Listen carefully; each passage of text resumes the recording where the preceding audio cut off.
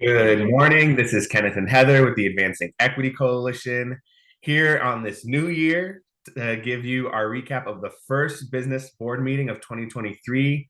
Heather, how are you doing this morning? Chilly this morning. It's icy out there. Yeah, these roads are slick. We just learned about Metro Transit canceling routes. So if you're watching this very, very early, be careful. But let's get to it. So, Heather, do you want to give us the rundown of the first board meeting of 2020, business board meeting of 2023? Yeah, so last night we started off the evening with a lot of public comment. The staff and some parents from Monomode came to the district to share the concerns and to ask for their programming to continue in its same format. We're still going to be watching that situation. For those of you that don't know, Monomode is a site that offers preschool on the north side, and so there's going to be Three to ongoing five, conversation. right? I think it's for three to 5 year olds, right? Yeah. And it's just that for that site. So anyway, lots of layers to that conversation. We have more work to do to understand it, and sounds like the district has more work to do with listening. Then there was a CDD update presentation, which was broken down really into three categories, the three main goals of the CDD. And we'll get into that a little bit more with the slide of the night. Basically, what we learned is that the district has completed a significant amount of work in implementing the goals and visions of the CDD. We also learned that there have been some very real setbacks along those lines, and some of those had to do with inflation and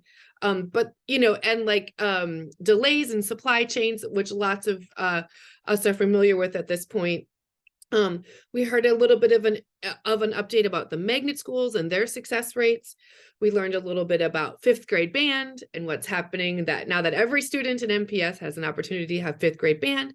We learned a little bit about transportation savings and how we're moving some of the savings from the CDD transportation into really serving and keeping consistent pathways for students experiencing mobility issues and homelessness issues. And then there was a very brief at the end update on the strategic plan. And really what we kind of learned was there are many ways in which the goals of the strategic plan and the goals of the CDD are intertwined, and that this cabinet and this staff and this interim superintendent are very committed to keeping us updated and to moving the work of those goals forward. It was a long meeting. Yeah, it was a very long meeting, especially for some of these board members, five of these board members, first meeting, first full business board meeting.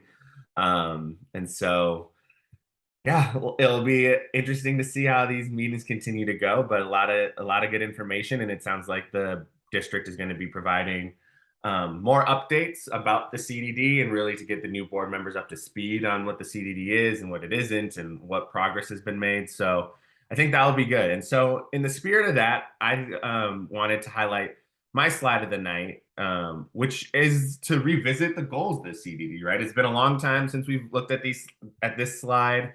A lot of the conversation recently, and this specifically this school year, has been focused on the strategic plan and implementing the strategic plan. But I think revisiting the foundation of the strategic plan, which is the CDD and the comprehensive district design and these goals, I think are really important. And so, again, just understanding the breakdown of like the three goal areas around improving academics, equity, and sustainability.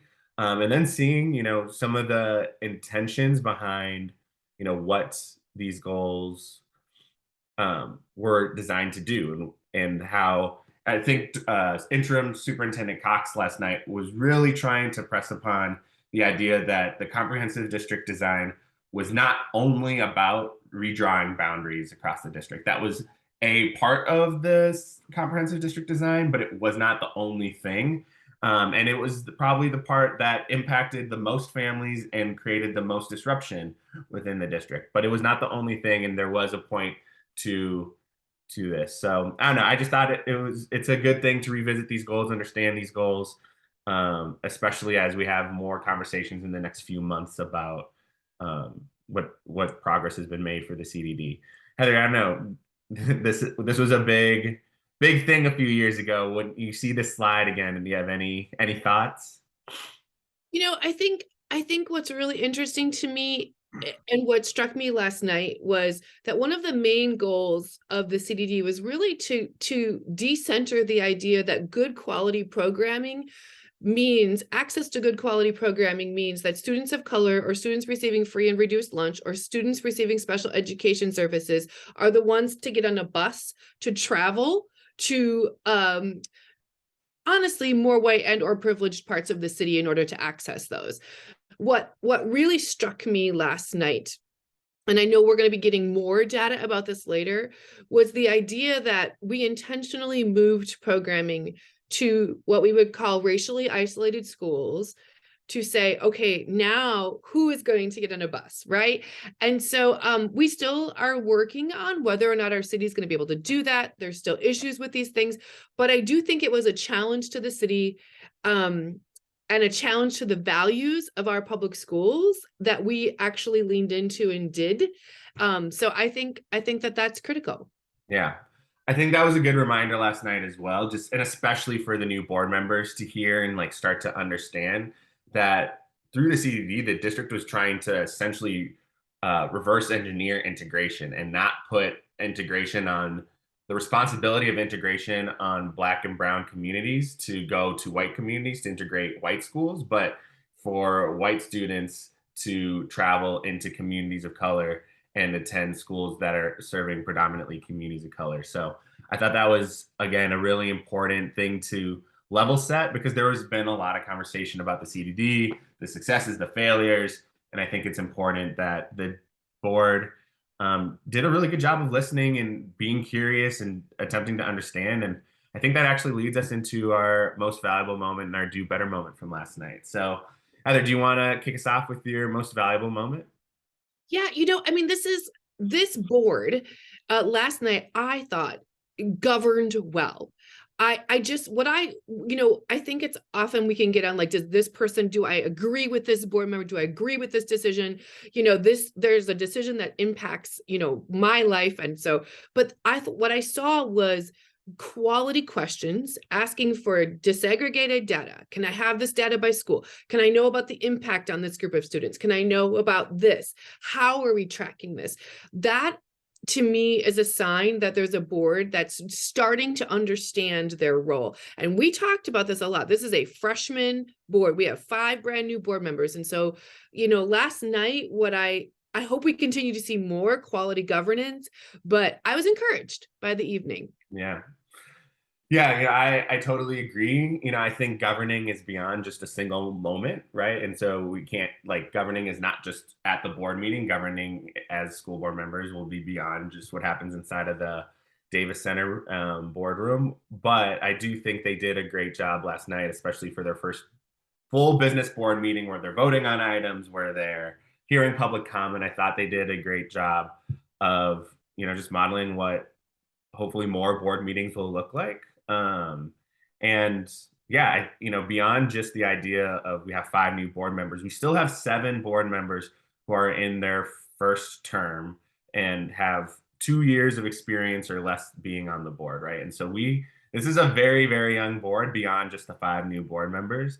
And yeah, I think it's just important to acknowledge that. And I think they did a great job last night like of attempting to be curious and understand and all the things that you highlighted. So yeah, I think that's a great most valuable moment.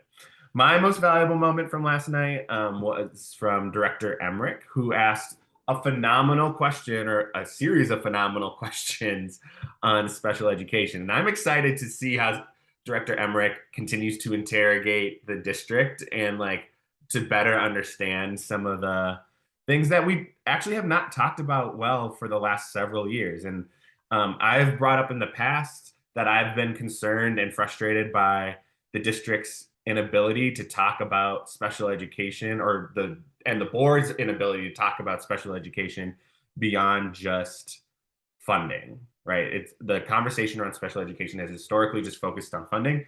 Last night, Director Emmerich brought forward a conversation about special education that was not just about funding, that was about our practices, that was about our policies, that was about our overall values and our success with what we were trying to attempt to accomplish. And so I thought that was a great moment for the board, and again, a different direction than the board has historically gone in over the last several years. And so excited for more conversation and learning about that as Director Emmerich seems interested. Obviously, interim superintendent Cox's background around special education should be a good moment for students that are utilizing special education services to really hopefully have better governance around special education as well.